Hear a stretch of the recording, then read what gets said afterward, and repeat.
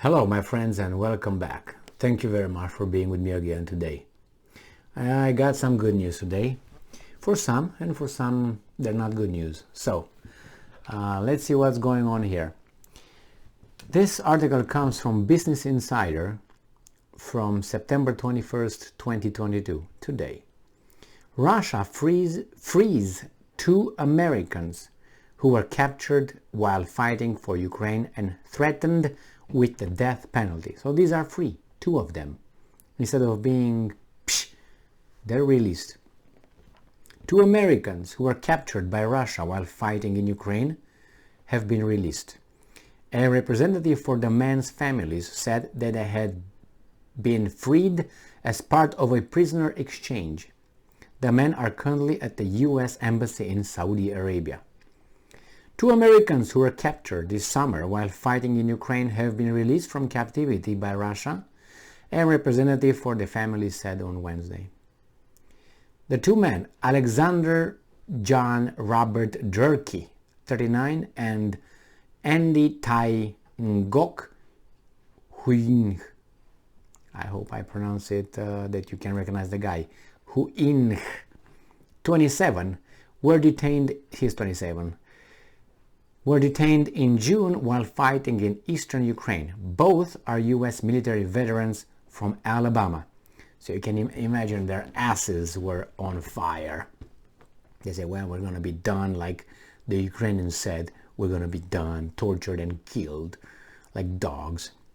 And I'm quoting, "We are thrilled to announce that Alex and Andy are free," Diana Shaw, Durkee's aunt, said in a statement which was reported by CNN. And I'm quoting, "They are safely in the custody of the US Embassy in Saudi Arabia, and after medical checks and debriefing, they will return to the States." Debriefing. What did you tell them? Nothing. I don't know nothing. No, nothing. The men were reportedly part of a 10-person group released as part of the prisoner exchange between Ukraine and Russia. Darla Brack, the mother of Huink fiancé Joy, told CNN the release came as a total surprise, and I'm quoting, "It kind of knocked us off our feet," she said, "but this is the best outcome we could have asked for." When the man first went missing in June, family members told Reuters that the pair has been motivated to fight against what they saw as an unjust invasion. When Andy saw his footage coming out of the Ukraine, he said he couldn't sleep, couldn't eat, was just consumed by the horror that these innocent civilians were going through, Joy Black said at the time. Durkee's mother, Lois, said that her son likewise wanted a purpose to his life, and he felt that this was good and noble. According to Reuters, the men have been detained in the self-proclaimed Donetsk People's Republic, a separatist region in eastern Ukraine, where they were paraded before Russian state television camera and claimed under suspect coercion. Yeah, really. So they were just to have been fighting for mercenaries. At the time, Kremlin spokesperson Dmitry Peskov said the men could face the death penalty. "We can't rule out anything because these are court decisions," he said. Well, the US State Department did not immediately respond to a request for comment. So,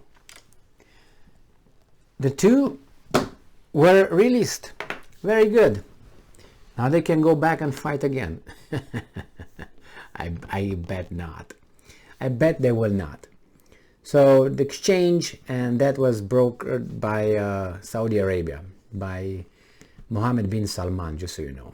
And there were 10 of them, among which there were the Moroccan, some Swedish, British, and the two Americans. And some of them were, I don't know if these two were not sentenced to death. They were just, they said they possibly could be, might be, depending on what the courts find or not find and so on. Well, Good for them, good for the Russians.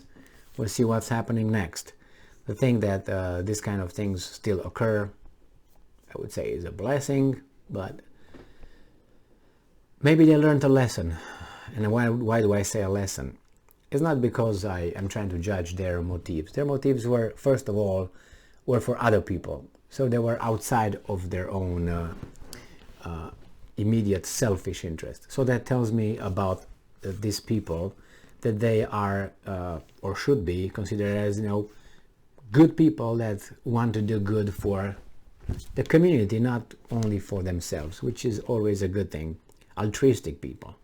Obviously, I do not know if they went over there, because if you heard one of the persons over there talking about the first one, the 39-year-old guy, that he could not find a purpose in life or something, and he found a purpose. Well, that's pretty bad, not to find a purpose in life, but to go and basically kill other people in the name of good.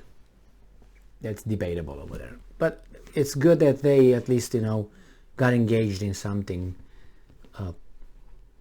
greater than themselves. You know what I mean?